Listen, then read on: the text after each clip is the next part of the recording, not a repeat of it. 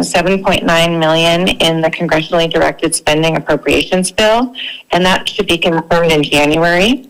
We also plan to pursue other capital funding sources, but being high on the Assembly CIP list is our only clear path to any state funding. So PCHC serves approximately 5,000 patients a year that are all Kodiak residents, and that represents a 25% increase since 2017. In 2018, with the closure of Kodiak Island Medical Associates, we absorbed the vast majority of their staff and patients, and that ensured the continued necessary medical care for our community by the center doing that.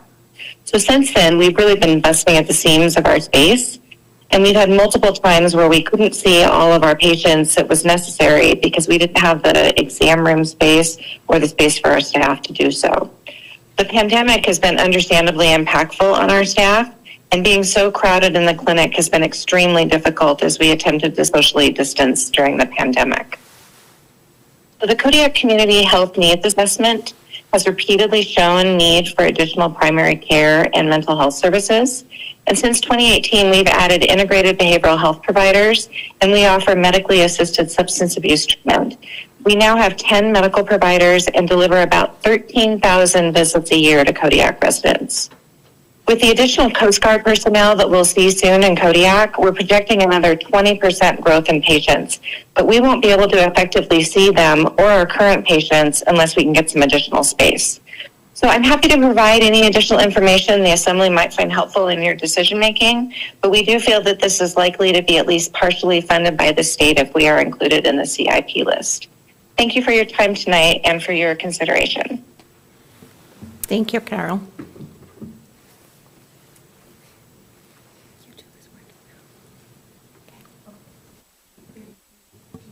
Good evening. Is the green light on? There. Perfect. Now I do. Thank you. Thank you. Carlene McChesney, born and raised in Kodiak.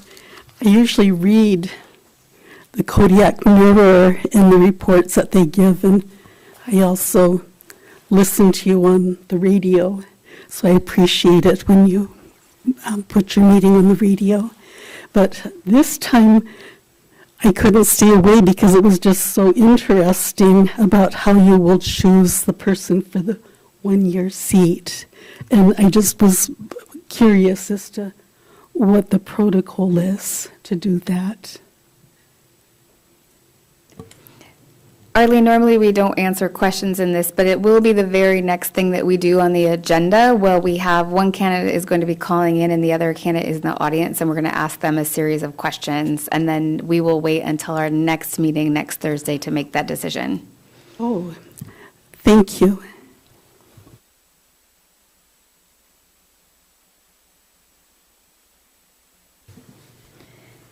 If there's not any more citizens' comments, we'll move into that very thing. The first thing on the agenda tonight is to interview our two candidates that have applied for the one-year Borough Assembly seat that was vacated by myself when I ran for mayor. And so we have Mr. Ryan Sherritt in the audience here, and Mr. Scott Arndt is on the phone.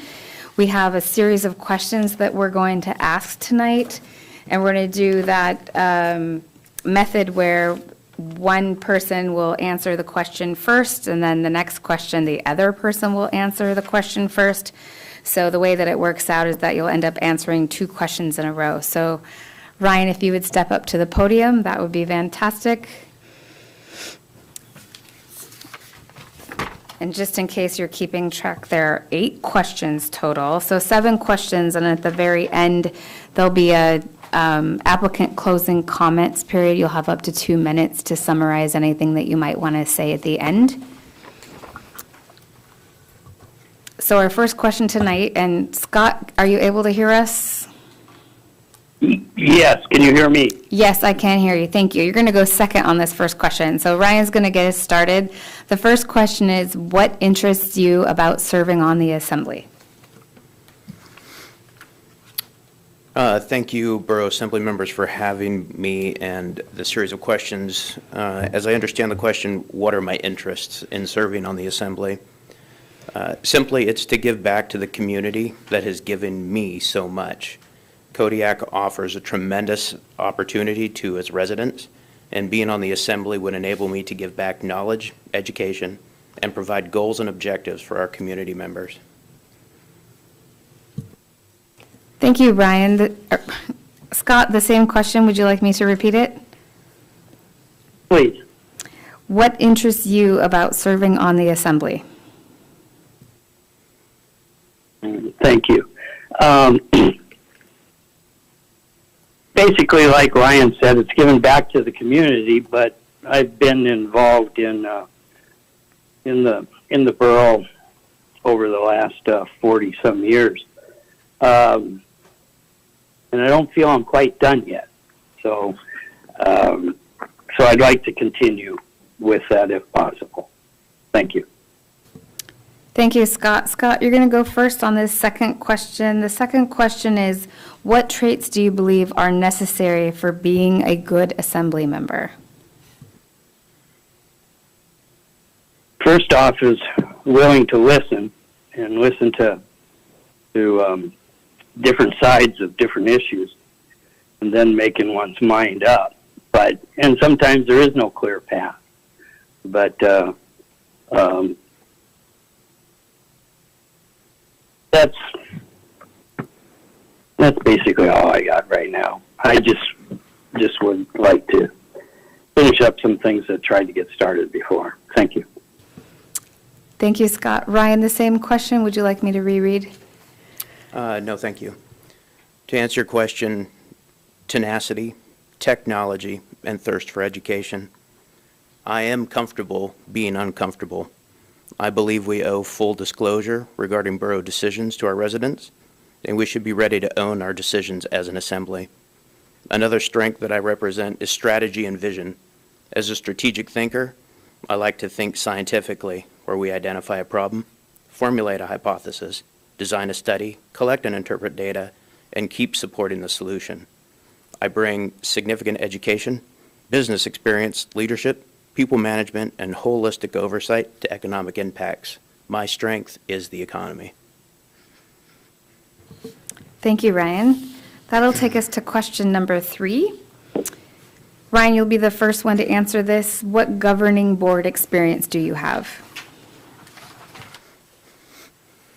I do not have any governing board experience. I'm a self-employed entrepreneur. I am former military.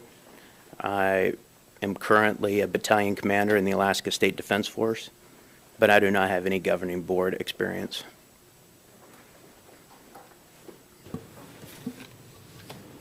Scott, as the second person to answer that question, can you please tell us what governing board experience that you have?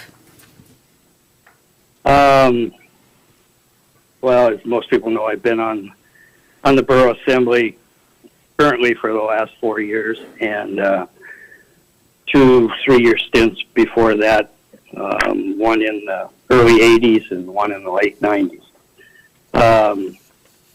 Been on Service Area Number 1 board for over 40 years. Currently not on the Fire District 1 board, but have been probably spent about 25 plus years on that. Past member of the Planning and Zoning Commission, been on the school board, and many other borough boards and committees. That's all. Thank you. Thank you, Scott.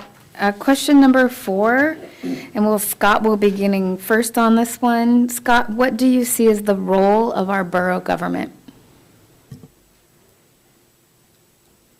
Well, the borough was primary reason borough was created. Boroughs throughout the state was to help with the funding of schools in as far as taxation goes and supporting schools, both from yearly operational costs, helping with that, and also the debt service on new construction and renovation. Thank you, Scott. Ryan, The what? borough, Oh. the only other thing that the borough took on was also some health powers. That's why the borough owns the hospital. Thank you, Scott. Sorry, I didn't mean to step over you. Ryan, No what do problem. you see as the role of the borough government?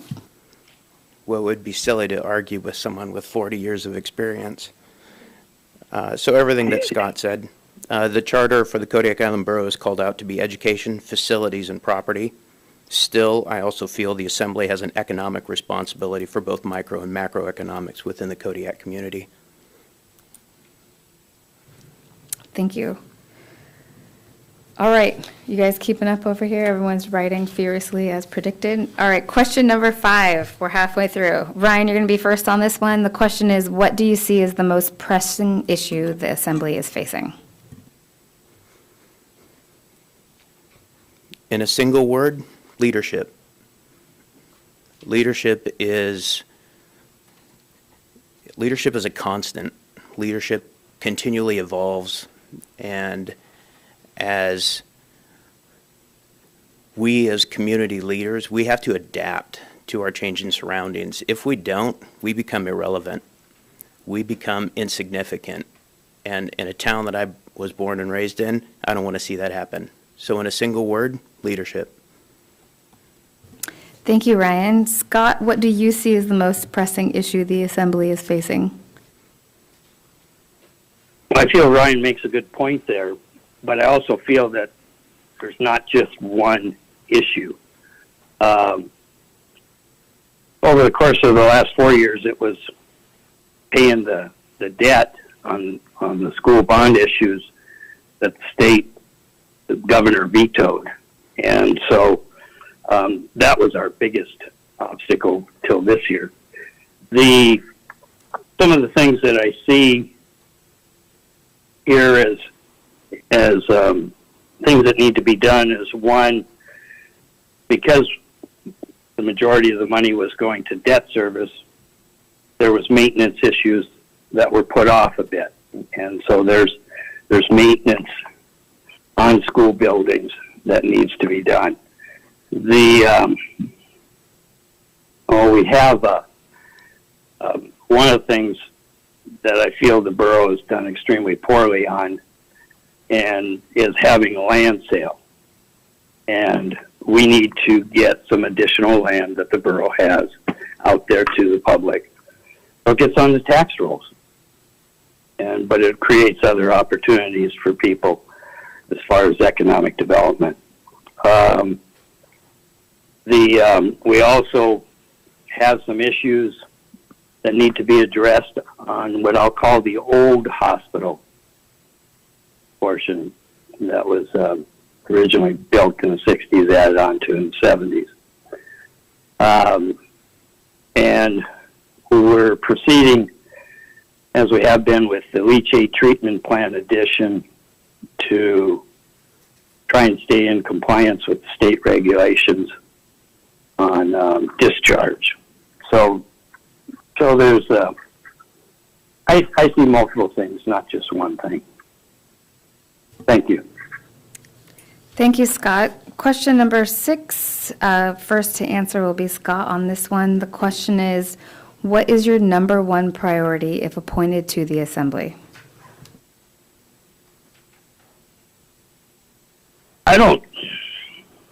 Okay, number one priority is lowering the mill rate. That's the number one priority. But along with that is still providing the necessary services.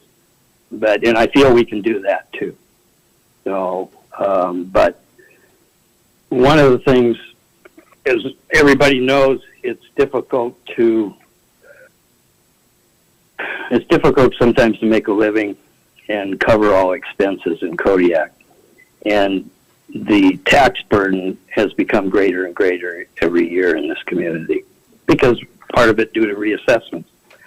So there's a time now that hopefully the state continues to come through on the school debt reimbursement. So it's a time to start lowering that, looking at lowering it. That would be my number one for this coming year. Thank you, Scott. Ryan, what is your number one priority if appointed to the Assembly? Economy. I'm in possession of a report from the McDowell Group, June 2016, for the seafood industry for the Kodiak Island Borough. The Kodiak Economic Development Corporation produced a strategic plan March of 2022.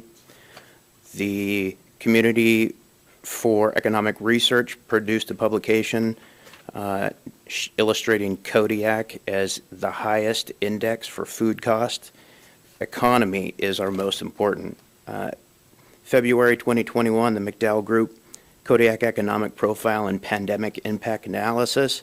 I hope this was read. This is the future of Kodiak right here. That's our number one. Thank you, Ryan. Question 7, Ryan, this be yours going first. Do you have other time commitments that will impact your ability to meet the attendance requirements of serving on the assembly? I am a self-employed entrepreneur. I have a team of professionals empowered to execute the duties of my business in my absenteeism or tardiness to this obligation. I currently have 70 employees throughout Alaska, Washington, Oregon, Arizona, Idaho, and California. Kodiak is home to 15 of those employees working in 2 locations. I have empowered my staff to make decisions in my absenteeism. This obligation would not hinder my performance. Thank you, Ryan. Scott, do you have other time commitments that will impact your ability to meet the attendance requirements of serving on the assembly? No, I'm self-employed also, and I kind of set the schedule around meetings. Thank you. Thank you. Our final question tonight is not really a question at all. It gives you an opportunity to give any closing comments that you would like the assembly to hear. Scott, we would like you to go first. Is there anything that you'd like to say in closing? Not too much in particular. Just I appreciate your vote for the position for the next year, and go from there. Thank you. Thank you, Scott. Ryan, is there anything you'd like the assembly to hear in closing comments? Yes, thank you for the opportunity. A taxpayer's contribution should be fully protected and maximized to the benefit of the community's needs. The charter for the Kodiak Island Borough, as we discussed earlier, is called out to be education, facilities, and property. Still, we have an economic responsibility. We should be making sound decisions that benefit this town economically. I believe that the Kodiak Island Borough procurement process needs an overhaul. We need to focus on organizational culture of the Kodiak Island Borough. And we need to focus on executive leadership that encourages qualified staff to be retained, apply for vacancies, and feel secure in the decisions being made at the highest level, which are our constituents, not us, not our personal agendas. Thank you. Thank you, Ryan. Of the assembly members here, are there any additional clarifications that you'd like to ask either of these applicants tonight? No? Okay. Ryan, thank you so very much for being here. Scott, thank you for calling in. We will take the information that we've learned here tonight and think about it, and we will be making that decision at next week's meeting. Great. Thank you.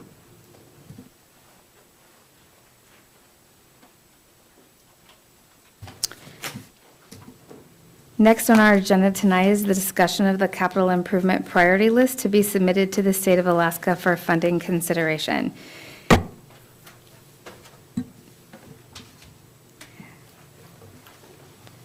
Megan, are you going to talk to us about that tonight? I am. Great, Thank you. thank you. Good evening. This is an annual resolution that comes before the Assembly to put together some priority projects for which to request funding via the state of Alaska. Alaska Statute 29.20.5003 states that the Chief Administrative Officer of the borough manager, shall prepare and submit a capital improvement program for consideration by the governing body and execute the capital improvement program adopted. Borough Code 2.105.030E assigns the responsibility of developing a capital improvement plan to the Planning and Zoning Commission. The Assembly typically reviews the prior year resolution, the Planning and Zoning Commission's current year resolution identifying a capital improvement program project list, and other project requests that have come to my attention outside of the borough's capital improvement plan process. This year, Carol Osterman with KCHC requested that the Assembly consider placing their expansion project on the CIP list. Her request came after the Planning and Zoning Commission passed their resolution, so it is not included here in my draft. But I have included the quick sheet on this project as an attachment in the packet for tonight's discussion. This quick sheet was developed by the KCHC staff. Carroll is asking for support, advocating for their project via this resolution. Carroll is seeking funding for design work because the grant funds approved so far do not cover design. I estimate design costs to be $1.2 million according to the worksheet provided. She is also seeking assistance with the balance of construction funds. This project is not on the draft resolution, but it can be added if that is the wish of the Assembly. Also on this year's draft resolution, I have increased the project cost from last year for the Safe Pathways to North Star School project and the Service Area Road Improvements and Paving project to align with the Notice of Intent to Apply for Alternative Transportation Project and Community Transportation Project respectfully that I submitted to the Alaska Department of Transportation recently. As a side note, if we pursue a full grant application for those two projects, we will have to commit some local funds to those projects. We have a history of advocating for projects brought forth by other organizations, not necessarily developed by borough staff. I personally think this is a great practice, but occasionally it does make me nervous because I'm not familiar with how the project costs were estimated, and I do not always know if the organization that's submitting the project has the capacity to fully perform the project. An example of that is the Port Lions State Route Improvement Project that's on the draft list. In a discussion with our state lobbyist, Mark Hickey and Dave Conrad, Dave and Mark both noted that the estimated cost associated with the project is not sufficient to cover the whole project. So we changed the request on this resolution to be for funding for the evaluation and planning associated with the larger project rather than full construction. The draft resolution posted for next week's regular meeting will be updated based upon the direction provided tonight and may be further amended at next week's meeting. With that, I'll leave you to have a discussion about what you'd like to include on this year's priority list. Thank you, Megan. What questions do we have? Dave?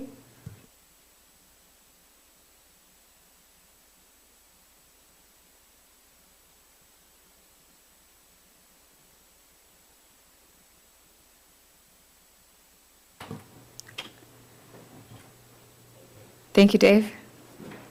Thank you for being here, Mark.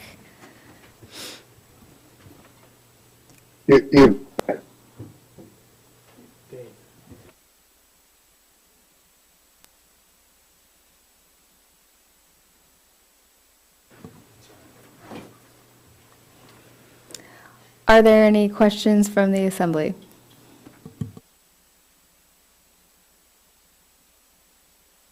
Scott? Peterson is on this again. I thought we were done with that. I thought we were using ARPA funds for fix the roof and fix the HVAC. So this list has been evolving, so consequently, that approval will be made, but it has not totally yet. So we've funded the design, not necessarily the project. So until we get the ordinances that are coming next week from Dora, which we'll review here, technically this is still a valid request. If you're convinced that you're going to fund that with ARPA, then that could be removed. Okay. But that was 4.1 million total, right? And this one is for 2.6. That's correct. Okay. James? Just a correction on line 68.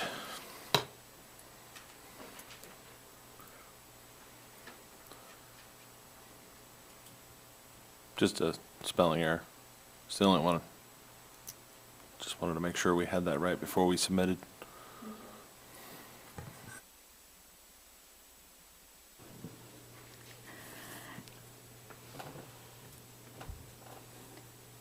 Is there any other questions? Jeff?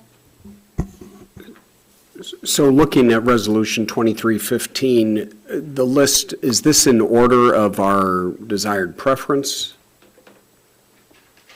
With Peterson still being that number one, followed up by the East Elementary roof?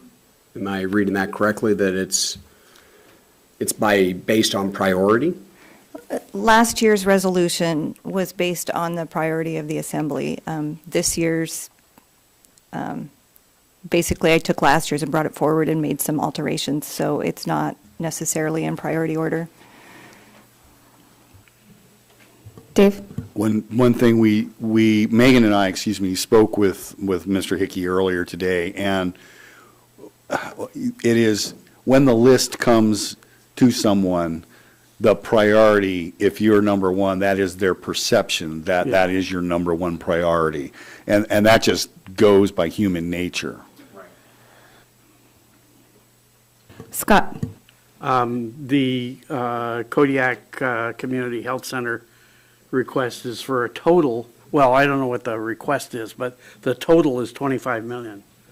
And that kind of blows everything else out of the water except for the road to Kodiak, I think. But what fraction of that are we gonna write for? Do you have an idea?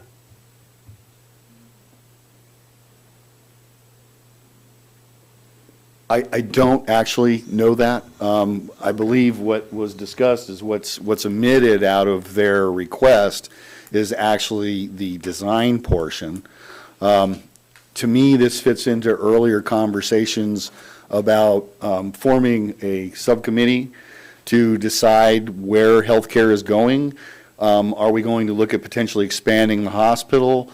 All of these items lead toward where this is going to be built, how it's going to be built, what funding, they're targeting an addition to the existing building. But it just depends where the assembly, what this direction the assembly takes on the hospital facility. All of those questions and answers deal directly with how much this project would cost. So what would it take, a committee like SWAB or something like that, to sit down and interview people? I mean, that's a big job. Well, I think we need to explore that. I think that conversations between, if we have a small subcommittee of the assembly member that could interact directly with Providence and KCHC staff, I think that would be the start. Okay, thank you for that.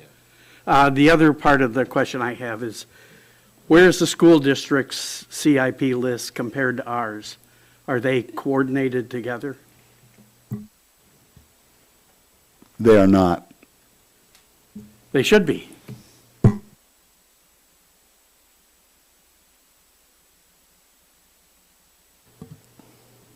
Jeff?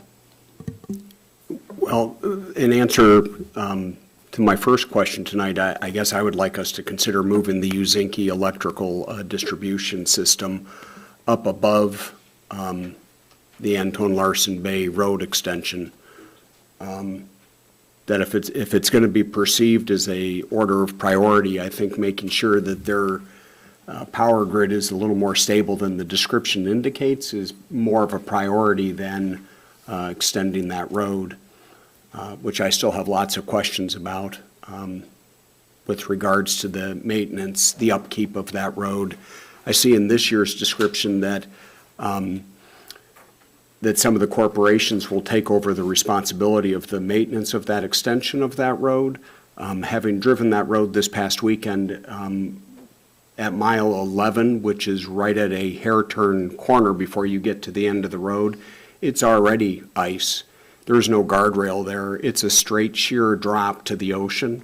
And people are not going to be equipped with chains to get over the pass with the kind of snow and ice that we end up having. I drive that road multiple times a week in the winter.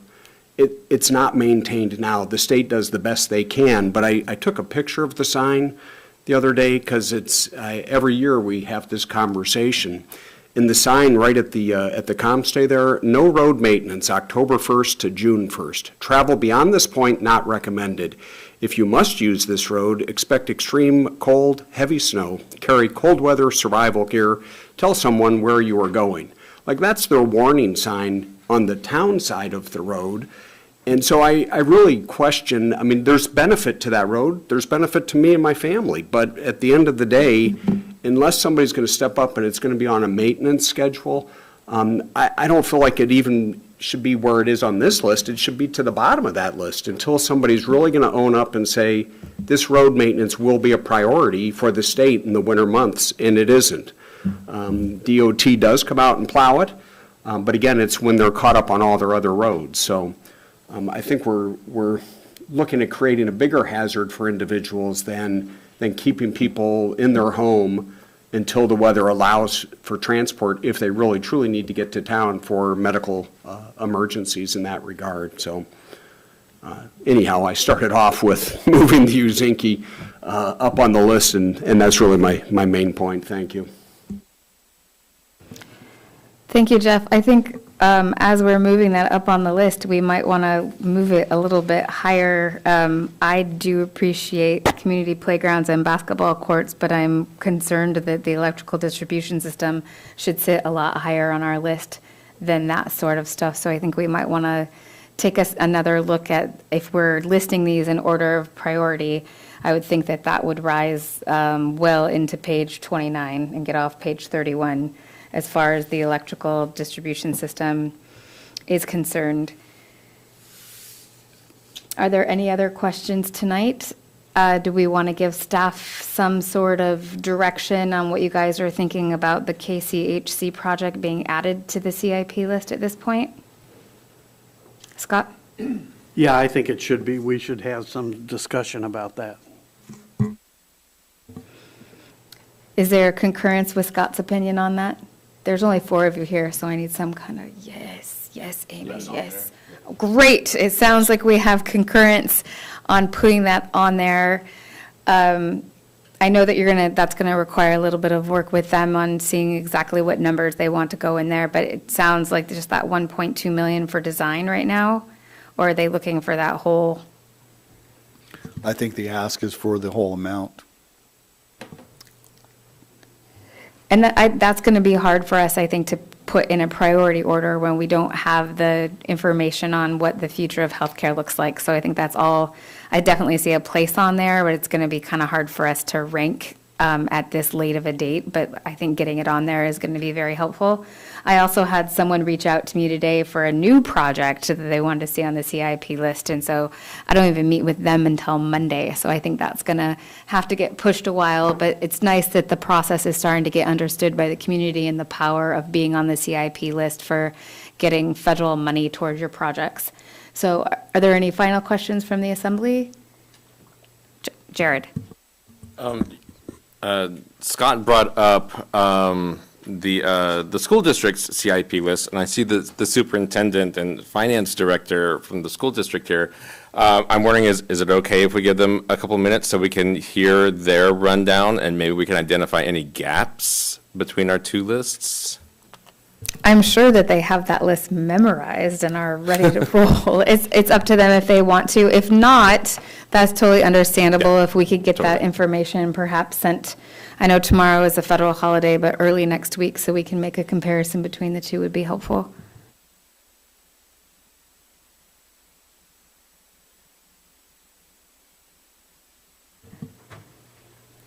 Thank you for being willing to be put on the spot at the last second. We appreciate that. I'll be happy to forward you, Mayor Williams, our list that we submitted. I do know that I heard from the commissioner this week, and 2 of our lists made it, 2 of our projects made it onto their list. Number 48 was the main roof reimbursement, and number 56 or 57, not sure on the number, is the Kodiak water replacement, well replacement. And so, but none of the other of our projects, including these that you listed here, made it onto their list. But I will forward you what our submission was, and then I'll also forward you the letter that we received from the commissioner this week. Wonderful, thank you so much. And then we can compare those. We'll talk about that next Thursday, but hopefully we'll get that before then for your review. Megan? Thank you, Madam Mayor. I wondered if Mr. Hickey has any thoughts to share with you while you have him as here available to respond to any questions or share any of his expertise. Mark, do you have any words of wisdom for us as we prepared this list? Not really. I think the question about the priority, what Dave said has been the case. Our legislators and others look at it as if it's in priority order. So I think your decision to look at it that way and treat it that way to the extent you can is right, because that's how it's viewed. I think fixing some of the numbers to be a little more in line with what's likely is a good thing to do. Also, I'd say it's understood with some of this that these are our best assessment. In some cases, many cases, there's not the kind of engineering you'd want to substantiate the actual number. If there's an interest in pursuing some of this, there's always going to be an opportunity to make further contributions or adjustments and provide input. So it's not a static document in that regard. Otherwise, no. I'm again happy to answer questions, but I have nothing else that I would add. Thank you. Scott? Mr. Hickey, do you have any info on what the projection for oil revenue to the state is? Is it going to be a good year or a bad year? Well, crystal balls are, I think the short answer is we don't know. Since I was out there in the end of September, oil price has rebounded a little bit from that memo I gave you in September. It's been in, I didn't look this week, but it's been in the $90+ a barrel for West Coast. At that amount, if we average that amount or close to 100, we don't have any deficit for the current fiscal year, and we start the next budget year, which is what I'll be working on starting in January. If they fund the same budget, it's not looking at the need for reduction. To be able to spend more money and do capital, we need to see price of oil going more to the $110, $115 a barrel. I don't have any particular wisdom. One thing that does happen, and I can keep making this available to Dave, the borough manager, Revenue now puts out a monthly revenue report update, which used to be just twice a year they would do their forecast, but that's somewhat useful, I think, to have. I look at it and I can send that along. So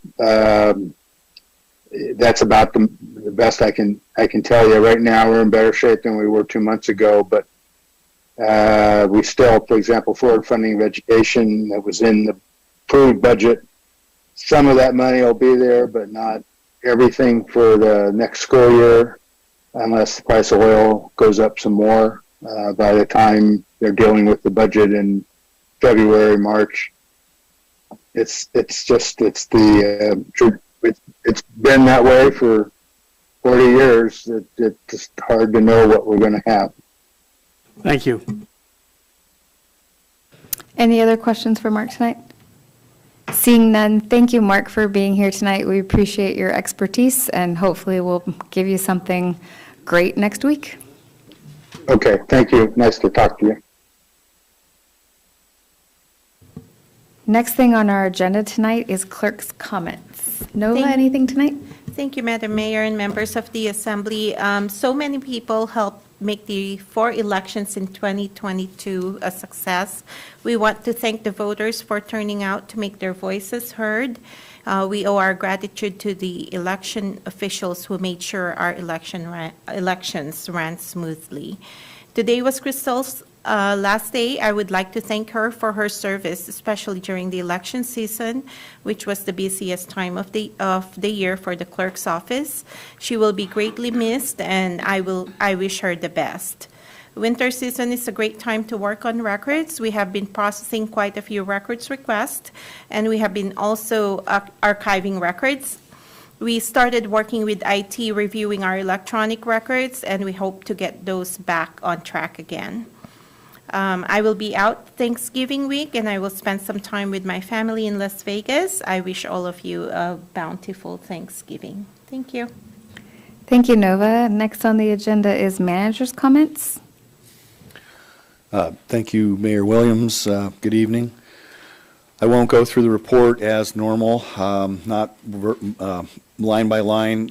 We'll announce that the Borough Architectural Review Board will be meeting November the 14th, Monday, at 3 p.m.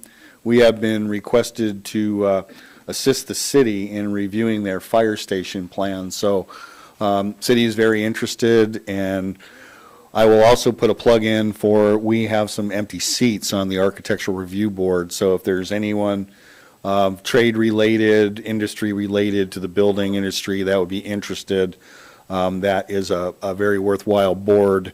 I believe that we actually do some good work when we get together and can save some money and find some problems with some of the designs. I'd like to inform everyone that Chief Lee Finlinson is back after his medical leave. So he's on the mend, and he's glad to be back.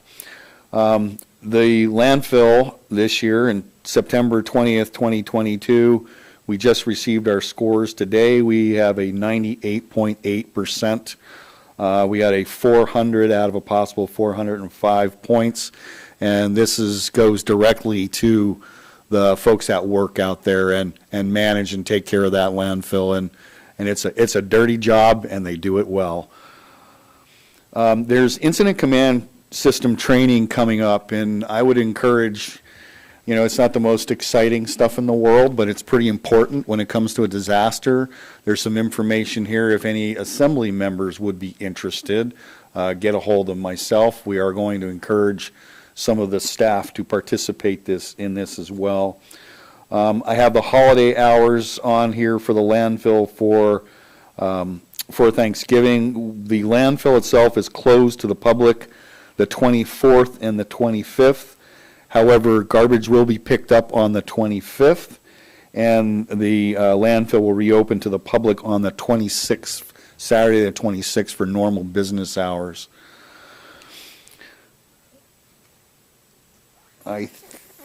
Last week, I forgot to mention on the back of my report, I had put some pages back there, and those were put there to reflect the new preventative maintenance system that we have instituted, and we're screaming along on that thing. We've got a whole lot of the KFRC facility.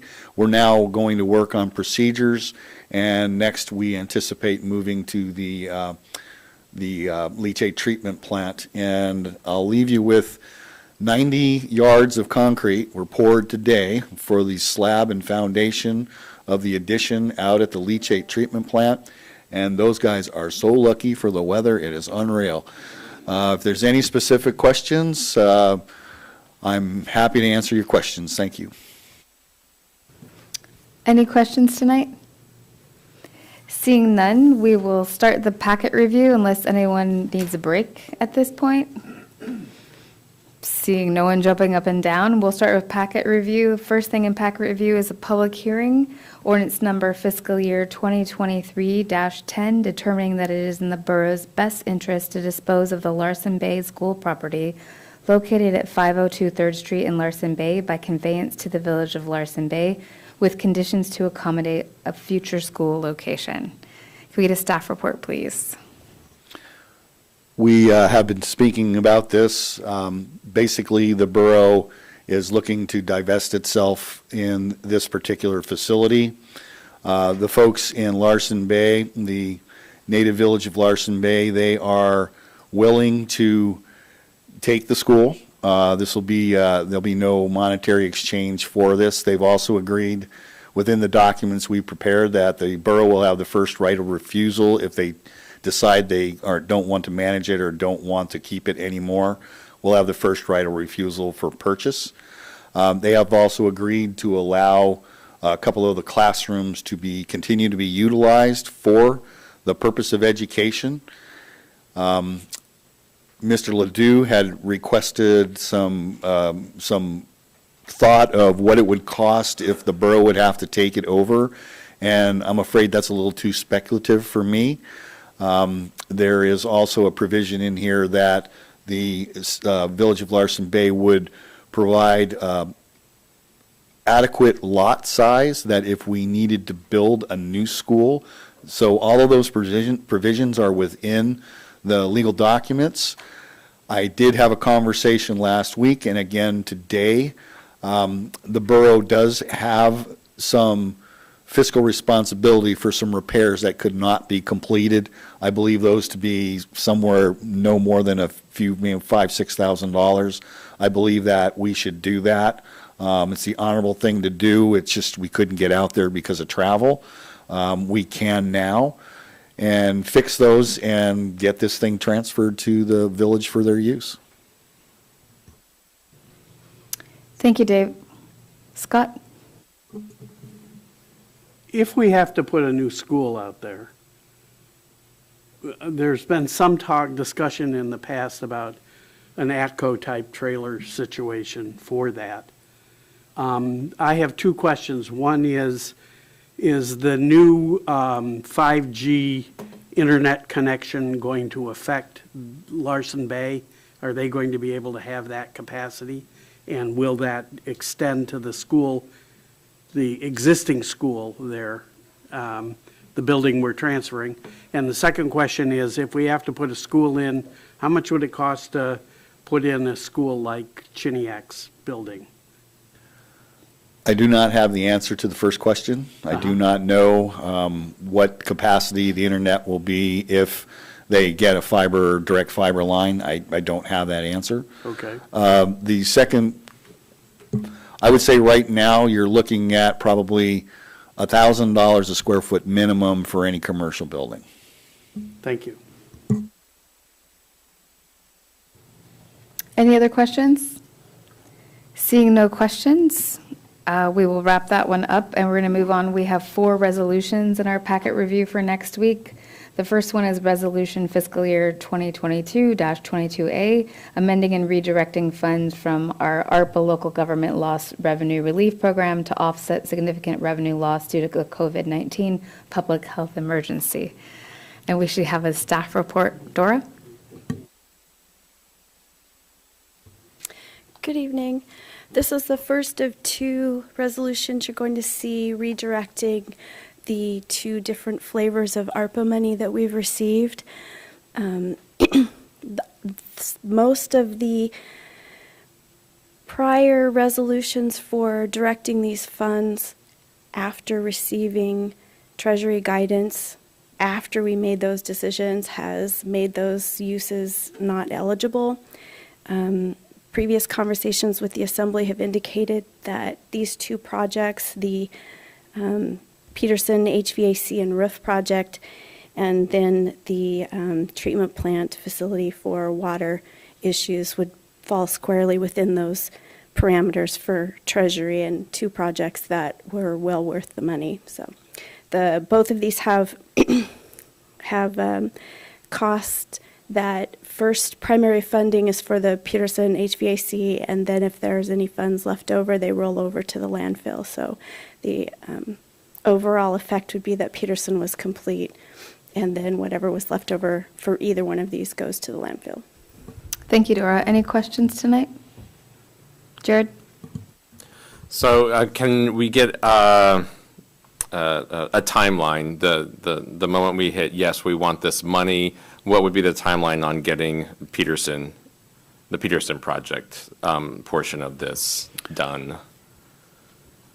If we can get through the design here within a relatively short amount of time, I would say that this would likely bid next fall for production the following year. Okay.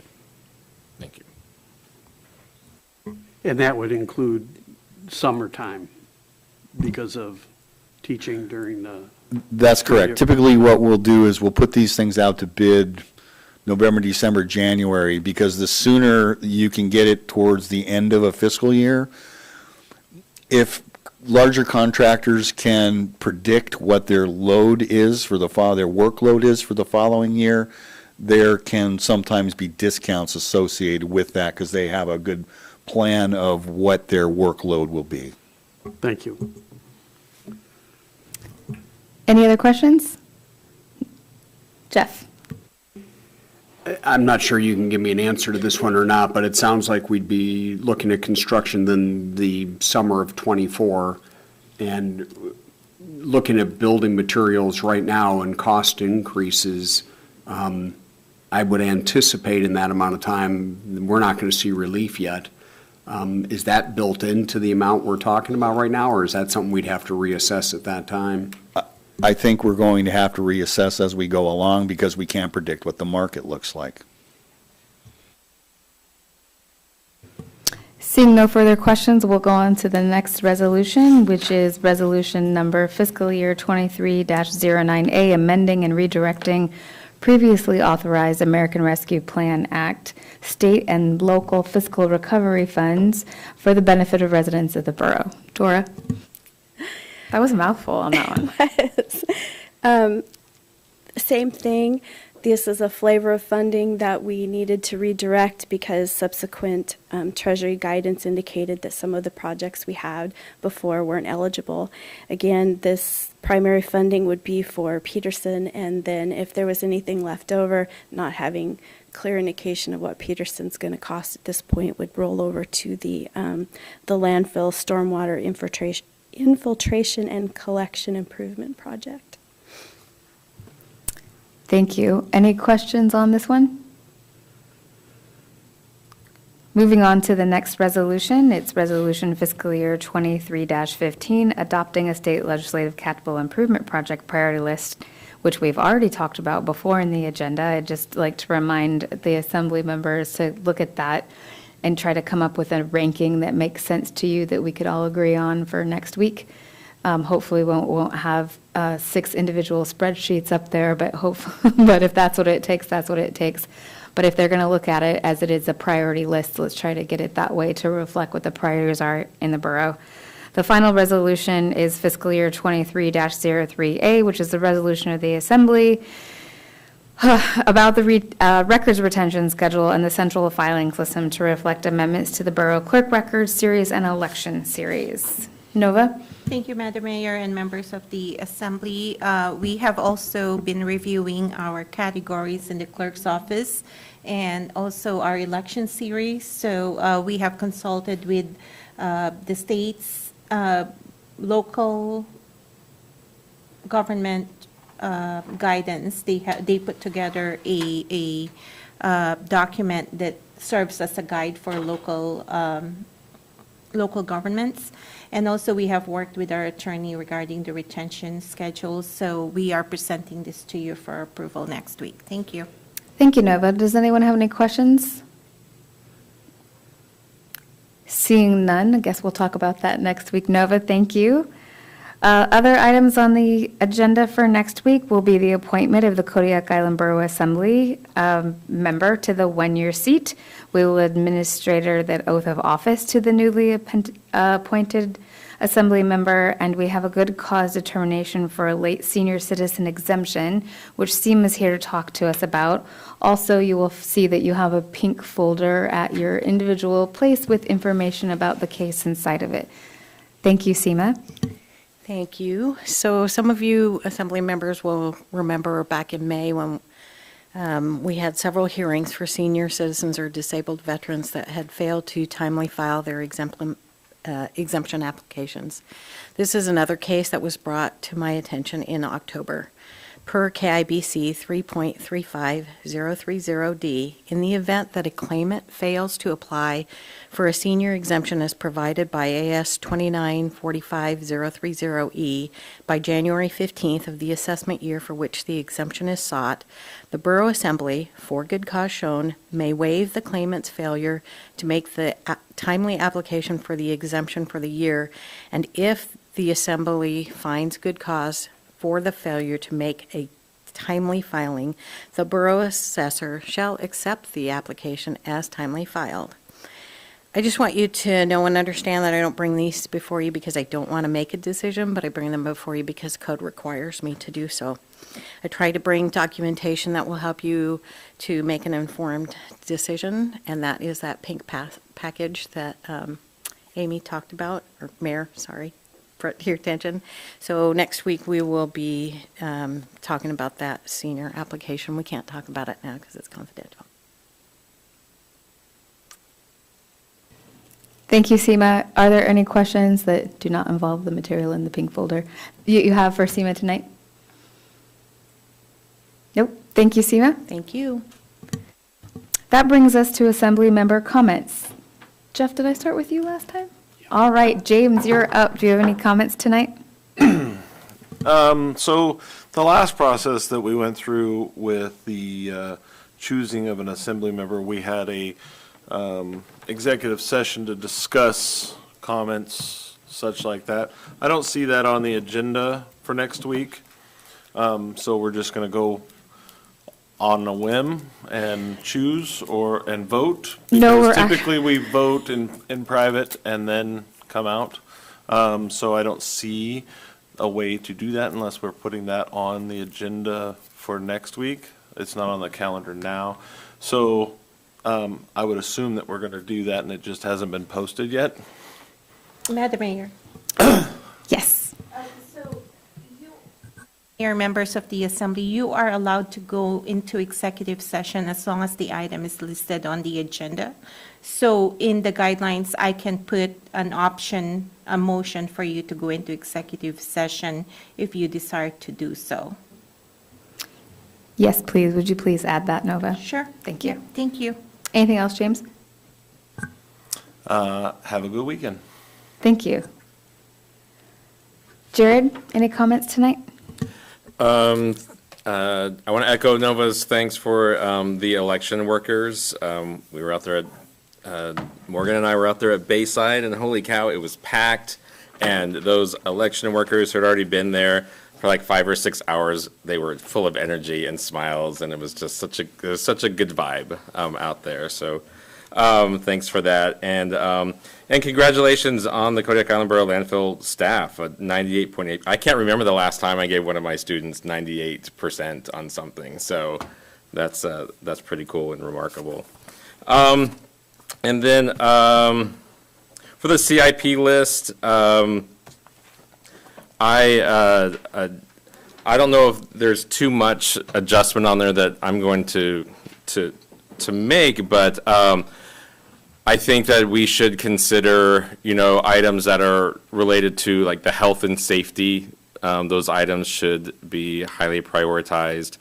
And then after that, those that really affect the economic development of the community. And then after that, other kind of quality of life projects. And so I hope we can think about prioritizing those projects that way, but I don't think too much work needs to be done there. But, yep, that's it for me. Thank you, Jared. Scott? I read something yesterday which really struck me. 4 times as many veterans die by suicide as die by combat. 13% of the homeless are veterans. And 15 out of 100 veterans suffer from post-traumatic stress syndrome. I think we need to do better with our vets, and I think tomorrow is the right day to do it. So, thank you. Thank you, Scott. Jeff? Well, I'll echo a few of the other comments I heard this evening. Nova and your staff, thank you for running smooth elections and all the volunteers that were out. I had a wonderful experience, and they were wide awake at 7:30 in the morning while I was still rubbing the sleep from my eyes, and just more than helpful, and it was just really positive. The other piece is to the guys at the landfill and the crew out there that when I go out there to drop something off, they're always greeting you and they're always friendly. And I think that this feedback is positive and reflective of what my experiences have been out there recently. And I'm happy for them and I appreciate the efforts they've put forth. So thank you. Thank you, Jeff. Okay, we've already talked about the CIP list, so think about the rank of order of priority. I would also like to congratulate the clerk staff and I guess just thank them and all the election workers. I guess I can echo, we weren't quite as busy out at Women's Bay Fire Hall when I was there, but everyone is always happy to help. A special thanks to Crystal. She's going to be missed here at the Borough for sure. She was always happy and smiling, and we're sad to see her go. Welcome back to Chief Finlayson. It's great to have him back on island. Look forward to seeing him soon. Dave, please say to the landfill staff, because you'll probably see them before we do, congratulations. That's absolutely fantastic. Just want to remind the public that tomorrow is Veterans Day. The borough offices will be closed, so if you need stuff, just come back on Monday. And our next regular meeting is going to be held on Thursday, November 17th, right here in the Assembly Chambers, and we'll be back at 6:30. Thanks. And we're going to adjourn. Good night.